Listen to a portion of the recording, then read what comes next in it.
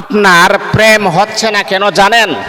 এই যে আপনি বারবার প্রেমে ব্যর্থ হচ্ছেন, বারবার প্রেমে আপনি সাকসেস হতে পারতেছেন না, এর কারণটা কি আপনি জানেন?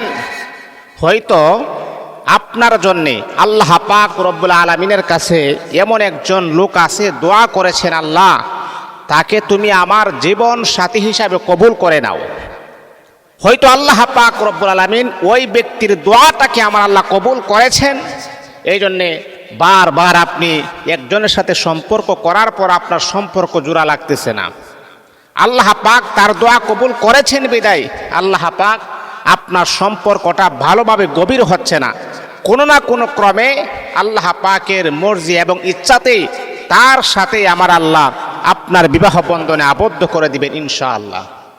এই জন্যে বাবা, মন খারাপ করার কোনো কিছুই নেই, মনের ভিতরে হাই হতাশ নেওয়ার কোনো কারণ নাই।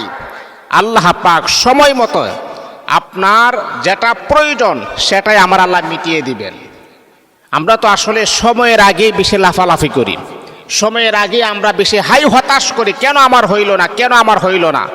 কিন্তু যখনই পারফেক্ট সময় হবে, যখনই আপনার জন্য যথেষ্ট পরিমাণের সময় হবে, ওই সময় রব্বে কাবার মালিক আমার আল্লাহ আপনাকে ওই জিনিসটা দিয়ে আমার আল্লাহ খুশি করায় দিবেন ইনশাআল্লাহ।